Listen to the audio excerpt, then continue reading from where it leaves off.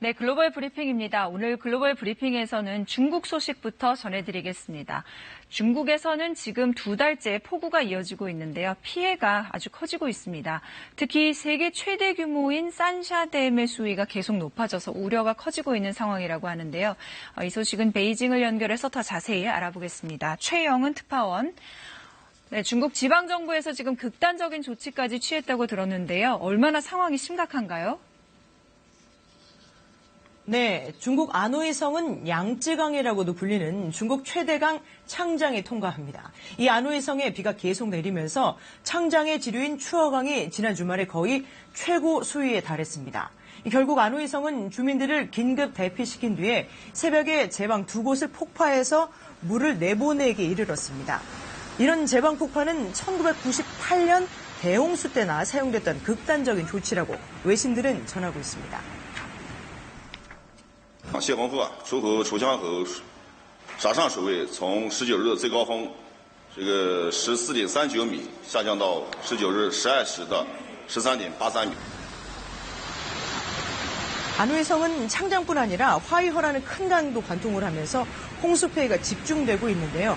오늘 아침에는 화이허의 수위 역시 경계 수준을 넘겨서 댐의 수문을 열고 긴급 방류를 하기도 했습니다.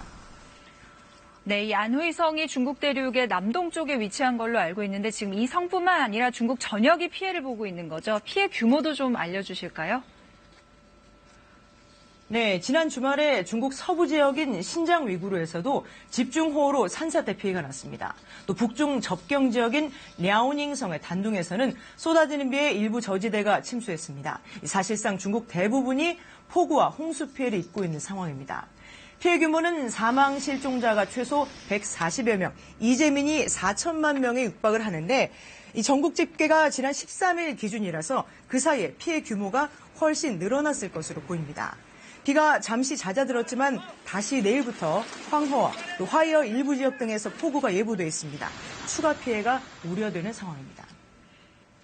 네, 그렇군요. 앞서서 잠시 그 산샤댐 이야기를 했었는데 이 세계 최대라는 산샤댐, 이 산샤댐은 안전한가요?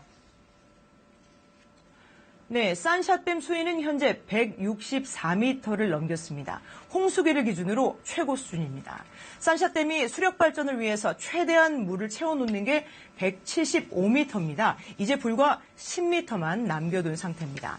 자, 이러다 보니 중국 온라인에서는 최근 한 건축 전문가가 썼다는 산샤댐 하류 지역 주민들은 대피해야 한다 이런 글이 확산되기도 했는데 당사자와 당국은 가짜뉴스라고 반박했습니다. 이처럼 2.3km 길이의 세계 최대 산샤댐을 두고 홍수 때마다 붕괴설이 등장하고 있지만 당국은 일축하는 상황이 반복되고 있습니다. 실제 산샤댐에 균열이 가거나 하는 가능성은 낮게 제기되고 있습니다. 하지만 산샤댐이 수문을 열고 방류를 하는 데 있어서 이 댐 하류 지역도 이미 수위가 높은 상황이라는 건 우려로 남아 있습니다. 네, 그리고 이번 홍수를 두고 최악의 홍수다 이런 이야기도 들리던데 홍수가 이렇게 심각해지고 심해진 게 단순히 자연재해가 아닐 수도 있다고요? 네. 한마디로 인재일 수 있다. 전문가들은 이렇게 지적합니다. 직접적인 원인은 올해 북서태평양 상공의 고기압이 유난히 강하게 형성되면서 더욱 많은 비를 뿌린 것으로 분석이 됩니다. 하지만 중국의 무분별한 간척 사업이 이번 홍수의 피해를 키웠다는 겁니다. 중국이 농경지와 공업부지 등을 넓히려고 담소 등을 매립해왔는데 막상 홍수가 발생하니까 물을 가둘 담소 능력이 크게 떨어지게 됐습니다. 또 장기적으로는 지구온난화가 기상이변을 더 잦고 강하게 불러왔다는 지적도 나오고 있습니다. 지금까지 베이징에서 전해드렸습니다.